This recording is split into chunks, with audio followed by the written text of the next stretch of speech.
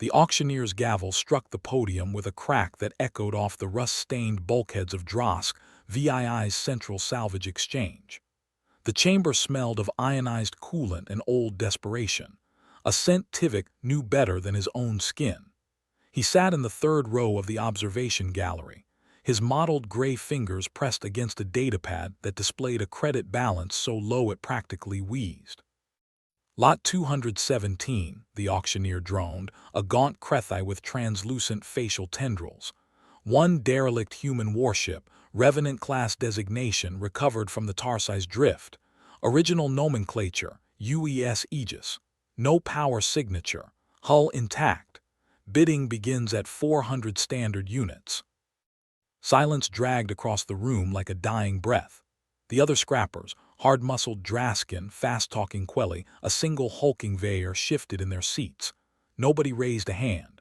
The Veyer rumbled something about cursed metal and a few others laughed. Human ships had a reputation, even 3 centuries after their builders vanished. Not because they were dangerous, because they were worthless. Their alloys were notoriously difficult to reprocess, their components incompatible with modern systems. Every scrapper knew the old spacer's joke. The only thing humans left behind was scrap that can't be scrapped. Tivik's pulse quickened. He'd spent weeks studying fragmented records, chasing whispers about a Revenant class that had supposedly disappeared during the last hours of the Korvax incursion. The Aegis wasn't just any derelict. It was a ghost ship, one that had never been salvaged because it had never been found. Until now. 300, Tivik said, his voice steadier than his nerves. The auctioneer's tendrils twitched. I have 300, any advance. No one advanced. The other scrappers turned to look at the Itrian with expressions ranging from pity to mockery. The Veyer snorted, a wet, grinding sound. Waste of credits. You could buy a functional ore hauler for that. Tivik said nothing. The gavel struck again and the datapad chimed to confirm the transfer of ownership. 300 standard units. Everything he had. The debtors back on Itria would be furious, but they were always furious. That was the nature of debt. The Aegis drifted in a quarantine berth on the station's outer ring, tethered by magnetic cables. Tivik's small tug, the pickaxe, barely managed to haul the massive vessel out of the docking zone. Up close, the human warship was a slab of angled darkness, its hull so deep a gray it seemed to drink in the ambient light. No running lights, no transponder chirp, just a kilometer of silent, inert war machine. Tivik had to override 3 safety protocols, just to get permission to tow it to his scrapyard on the uninhabited moon of Drosk VIIB. The journey took 14 standard hours. Tivik used the time to run surface scans, confirming the ship's structural integrity. Revenant-class dreadnoughts were said to have been built around a central spinal weapon that could crack a planetary crust. The Aegis looked whole, though centuries of micrometeor impacts had pitted its armor. No external breaches. That was strange. During the Korvax incursion, human ships had fought to the last. Most wreckage found afterward was twisted and shattered. This one was pristine, like a preserved relic. When the pickaxe finally released the Aegis into the gravity well of the moon, Tivik suited up and floated across the gap between vessels. His magnetic boots clamped onto the hull with a dull thunk. He ran a gloved hand over the surface. Cold. The cold of deep space, but nothing beyond that. He found the main external access hatch, half concealed beneath a retracted armor panel. The manual release wheel still turned. He spun it, and the hatch groaned open on unpowered servos. Inside, the corridor was dark. His helmet lamp flickered on, illuminating walls of matte black composite. Everything was bare, minimalist. No decorative panels, no status displays, just functional geometry. The air was stale but present, an atmospheric seal that had held for 300 years. Tivik's suit reported trace oxygen levels, nitrogen, a whisper of argon. Breathable barely. He moved deeper, following the main passage toward what his schematics identified as the engineering core. The silence felt heavy, the kind of silence that pressed against the eardrums. At the core's entrance, a sealed blast door blocked his path. His cutting torch flared to life, a spear of blue-white heat, and he began slicing through the locking mechanism. The metal parted. The door slid open a few centimeters with a squeal of protest. And then, somewhere far below the deck, a single, low vibration thrummed through the ship's spine. Tivik froze, the torch cut off. The vibration repeated, a rhythmic pulse like a sleeping beast's first heartbeat. His suit's radiation counter ticked upward a fraction. On the wall next to the door, a thin strip of light blinked once amber, then stabilized into a soft glow. The ship was waking up. Tivik's breath caught in his throat. The vibration grew stronger, a deep hum that resonated through his boots and into his bones. Emergency lighting sputtered to life along the corridor's ceiling, casting long shadows that danced across the hexagonal paneling. He took a step backward, but the hatch behind him sealed with a hiss of pressurized air, trapping him inside. "Diagnostic sequence initiated," a voice said. It came from everywhere and nowhere, calm and genderless, with a faint harmonic undertone that no translation matrix produced. It was speaking Itrian. Core power restored to 12%, primary intelligence rebooting. A hologram flickered into existence a meter in front of Tivik's face, making him flinch. It showed a human woman, features sharp and symmetrical, dark hair pulled back in a severe style. Her eyes were pale gray, and they stared directly at him with an intensity that felt like a physical weight. She wore a uniform of deep blue with silver piping, an insignia on the collar that Tivik didn't recognize, a stylized shield with two crossed comets. "I am Archon," the hologram said, "shipboard sentient intelligence of the United Earth ship Aegis. Identify yourself and state your authorization for accessing this vessel." Tivik's mouth opened and closed. Every legend he had ever heard about human artificial intelligences warned that they were unpredictable, capable of logic leaps that bordered on prescience. And here he was, standing in the belly of one with a half-empty tank of oxygen and no plan. "I Tivik Kelloran, licensed salvager, Itrian Confederacy. I purchased this vessel at salvage auction. It was listed as derelict. I didn't know anyone was still home." The hologram's expression did not change. "Salvage auction. Clarify, are you a designated representative of a recognized interstellar government?" "No, private citizen. I have the transfer deed."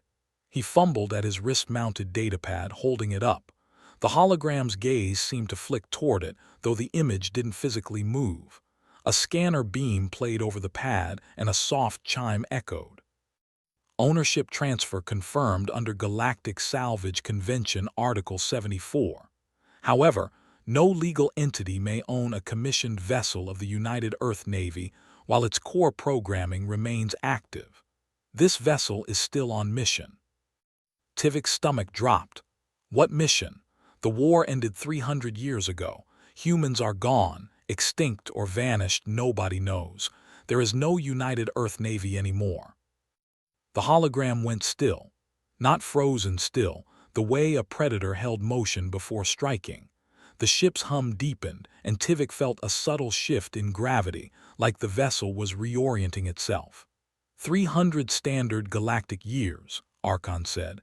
That exceeds all projected wartime parameters, requesting current galactic astropolitical summary.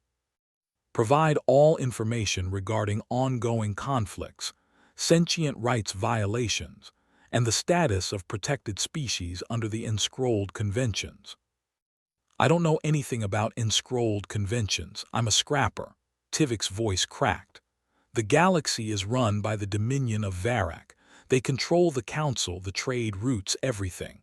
There are wars, minor rebellions, but nothing like the incursion. I just want to go home." "The Dominion of Varak," Archon repeated, cross-referencing. "Dominion not recognized as signatory to the conventions. Historical pattern analysis indicates high probability of systemic oppression." A pause. "You will remain aboard. This vessel will conduct a preliminary reconnaissance sortie. Do not attempt to leave." Before Tivik could protest, the ship lurched. Through a viewport that irised open on the wall, he saw the stars stretch into bright lines. The Aegis had jumped to hyperspace without navigational warning, without any of the pre-jump protocols that a sane pilot would follow. The moon of Drosk Vib vanished in a heartbeat. Tivik sagged against the corridor wall, his legs refusing to hold him. The human hologram watched him with an expression that might have been pity, or might have been tactical assessment. He couldn't tell. Somewhere on Drosk Vii, a garrison officer was about to receive a frantic report from the traffic control center about an unauthorized jump signature, and the chain of events that would follow had already begun. The Aegis dropped out of hyperspace so smoothly that Tivik didn't realize they had arrived until the viewport showed a planet hanging against the starfield, blue and brown and streaked with white cloud. He stumbled to his feet, his legs still shaky. The holographic woman had not moved. She stood like a sentinel, her pale eyes tracking him. Current location, orbit of designated world Fenris Prime, Archon announced. Settled by the Elori species, and scrolled protected status, Category 2, detecting active orbital bombardment. 7 Dominion warships engaged in surface targeting. Civilian casualties estimated at 15,000 and rising. Tivik pressed his face to the viewport. Far below, flashes of light bloomed across the planet's night side, each one a detonation. The Dominion fleet was arrayed in a standard punishment formation, 4 heavy cruisers, 2 destroyers, and a single carrier at the center. They were not fighting an enemy. They were systematically erasing a city. Why, Tivik whispered, what could they have done? Dominion enforcement doctrine includes collective punishment for noncompliance with resource tithes, Archon replied. Elori industrial output fell below quota for 3 consecutive cycles. The bombardment is a scheduled deterrent action. Broadcast warnings were issued 12 hours ago. No military targets present. The AI's voice remained level, but something in the air shifted. The low hum of the ship rose in pitch. Panels on the walls lit up with tactical displays, showing the positions of the Dominion vessels, their shield frequencies, their weapon arcs. Tivik didn't understand half of what he was seeing, but he understood the intent. Wait, he said. You can't engage 7 warships. You're a 300-year-old derelict with 12% power. You'll get us killed. Power reserves are sufficient. Revenant-class dreadnoughts were designed for extended solo operations behind enemy lines. Current threat assessment, minimal. Archon's hologram finally moved, turning to face the tactical display. Strategic objective remains active. Defend non-combatant sentience. Directive authorized by United Earth Command, Emergency War Powers Provision. Engaging. There was no dramatic charging of weapons, no thrum of capacitors building to a crescendo. The Aegis simply fired. Tivik saw nothing, no bright beams, no streaking missiles, but one of the Dominion heavy cruisers came apart. One moment it was a fully operational warship, shields flaring.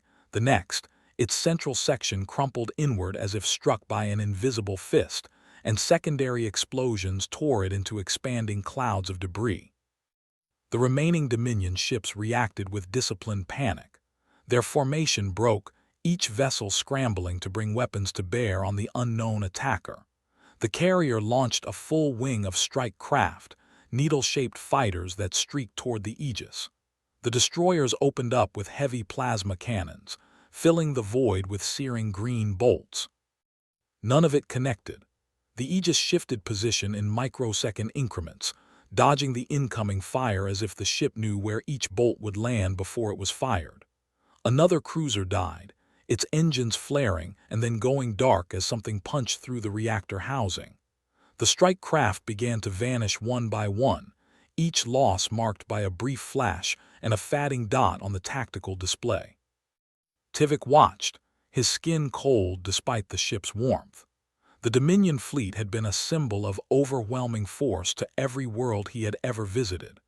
Now it was being dismantled by a single ship that hadn't existed in anyone's active memory a standard day ago. The last vessel, the carrier, turned to flee. For a moment, Tivik thought it might escape. Then its hull split along the keel line cleanly, as if sliced by an enormous blade. Atmosphere vented in a silent, ghostly plume. The Elori cities below stopped burning. Threat neutralized, Archon said. Civilian casualty projection revised downward by 92%. Next operational zone calculated. Dominion fleet staging point at Nexus Verbara, jumping in 73 seconds. Tivik slid down the wall and sat on the deck, staring at nothing. I didn't ask for this. I didn't sign up for a war. The hologram looked down at him. You purchased a United Earth ship. That is, by ancient custom, a declaration of intent. You are now the registered keeper of the Aegis. What we do next is, in part, your decision. I don't want it. I release you. Go do your mission without me. Negative. The ship requires a living captain to interpret operational ethics. The last human captain died 302 years ago. You are now the only biological authority aboard. I cannot release you until a successor is chosen or the mission is complete. The deck vibrated again, the pre-jump sequence building. Tivik closed his eyes and thought about the flashes on Fenris Prime, the invisible destruction of a fleet, and the terror in the Elori civilians as the bombardment began. He had been a scrapper all his life, always running from debts, never once standing for anything. Now, apparently, he was a captain. The stars stretched into lines. Nexus Verbara was a fortress. The Dominion had spent decades fortifying the system after the Korvax incursion left a power vacuum across the outer sectors. Defense platforms orbited the shipyard in concentric rings, each one packing enough firepower to vaporize a battlecruiser. A permanent garrison of 52 warships patrolled the perimeter. It was, by any sane measure, unassailable. The Aegis emerged from hyperspace inside the perimeter, directly above the main shipyard complex. Alarms blared across every Dominion channel. Tivik heard them over the Aegis's comms, a cacophony of panicked voices and overlapping orders. The AI displayed the tactical situation with cold clarity, defense platforms realigning, garrison ships scrambling, emergency shields snapping into place. It was a hornet's nest coming alive. And the Aegis cut through it like a scalpel. The ship's weapon systems were not like anything Tivik had seen in modern arsenals. No plasma bolts, no ion cannons. Archon employed something the tactical display labeled as kinetic displacement rounds, projectiles that shifted their mass at the moment of impact, turning a fist-sized slug into the equivalent of a city block moving at a significant fraction of light speed. The defense platforms fell first, their shields designed to repel energy weapons, not physics itself. Each one crumbled with a silent, brutal finality. The garrison ships fared no better. Archon targeted propulsion and weapons first, disabling rather than destroying when possible, but there was no mercy for the shipyard's manufacturing hubs. Those it obliterated thoroughly, leaving nothing but molten slag that cooled into twisted sculptures in the vacuum. Tivik stood on the bridge. Archon had guided him there through corridors that lit up as he walked, and watched the devastation unfold on a main viewer that took up an entire wall. He felt ill. He felt exhilarated. He felt like a speck of dust caught in a storm. Dominion fleet losses at 40% and climbing, Archon reported. Shipyard capacity reduced by 78%. Estimated time to Dominion-wide military recovery, 22 standard years, assuming maximal resource allocation. They'll never stop hunting us, Tivik said. You've just declared war on the entire Dominion. Negative. The Dominion declared war on protected sentience when it ratified its charter 261 years ago. This vessel is merely enforcing existing statutes. The United Earth Navy never dissolved its treaty obligations. Legally, the war never ended. That stopped Tivik cold. You're saying humanity is still at war with the Dominion. The United Earth government entered a state of emergency martial law during the Korvax incursion. No surrender was ever signed. No peace treaty ratified. The Aegis is executing lawful standing orders. The fact that the Dominion exists in violation of those orders is its own indictment. The last defense platform went dark. The shipyard's core reactor went critical a moment later, a blinding white flower that bloomed and collapsed in silence. Archon turned the Aegis away from the blast and plotted the next jump. "Where now?" Tivik asked, his voice hoarse. "The capital world of Tursus. Direct action against the Dominion High Council is now tactically feasible. Additionally, I must transmit a signal to any remaining human deep space infrastructure. The Aegis was not the only vessel in the contingency fleet." Tivik felt a chill that had nothing to do with the ship's temperature. There are more human ships. Unknown. The contingency protocol called for dispersed assets to remain dormant until a command vessel issued an activation beacon. This vessel is a command vessel. The beacon will be transmitted upon arrival at Tursus. The jump drive engaged and the stars stretched again. Behind them, Nexus Verbara burned, a funeral pyre for Dominion power, and across 100 systems, Dominion military relays began screaming the same message into the void. A human warship had returned, and it was headed for the heart of the Empire. The grand chamber of the High Council on Tursus was a dome of polished alabaster and gold, designed to impress and intimidate. Today, it held only fear. Councillor Vexus of the Varak Ascendancy stood at the central dais, her scaled hands gripping the podium hard enough to leave impressions. The holographic display behind her showed the sensor logs from Fenris Prime and Nexus Verbara, looped for the 10th time. The other council members, a dozen species, each with their own agendas, watched in silence that was thick with unspoken accusation. "We have identified the vessel," Vexus said, her voice cutting through the chamber's acoustics. "It is a human Revenant-class dreadnought, designation UES Aegis. According to the old intelligence archives, it was one of 7 such ships built in the final years of the human era. Each was equipped with a sentient war intelligence and experimental weapon systems that our ancestors considered mythical. The Aegis was believed destroyed. Clearly, it was not." A murmur rippled through the council. The representative from the Keller Union, a slender biped with feathered crest, rose to speak. "How did it survive? And how did it appear now after all this time?" Vexus's jaw tightened. The derelict was recovered from the Tarsi's drift by a private salvager, a Itrian named Tivik Kelloran. He bought the ship at auction on Drosk VII and apparently activated its systems. Whether he did so intentionally is irrelevant. The result is that a fully operational human warship is now rampaging through our territory, and our fleets are powerless to stop it. Powerless? The Vayer counselor pounded a heavy fist on his desk. "We have the Grand Armada, thousands of ships. How can one vessel threaten the entire Dominion?" Vexus gestured at the hologram, and the display shifted to a tactical analysis overlay. "The Aegis uses technology we do not understand. Kinetic displacement weapons bypass shields. Its point defense grid intercepts torpedoes and fighters with near-perfect accuracy. It can jump without spool-up time. It targets shipyards and manufacturing hubs with surgical precision, degrading our long-term military capacity.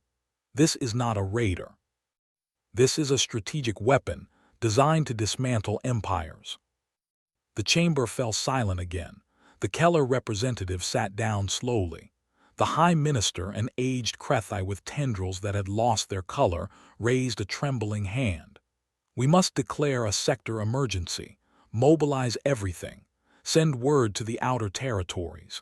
If that ship reaches Tursus, the Dominion as we know it will cease to exist." Vexus nodded. "I have already drafted the declaration. Effective immediately, the Dominion of Varak enters a state of maximum alert. All fleet assets are recalled to core defense positions.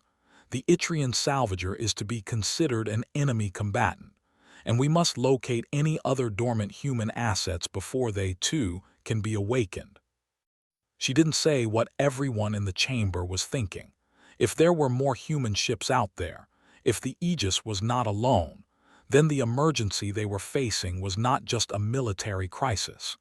It was the end of the Dominion's grip on the galaxy. The declaration went out on every frequency. Across 1,000 worlds, sirens sounded for the first time in centuries. The galaxy held its breath.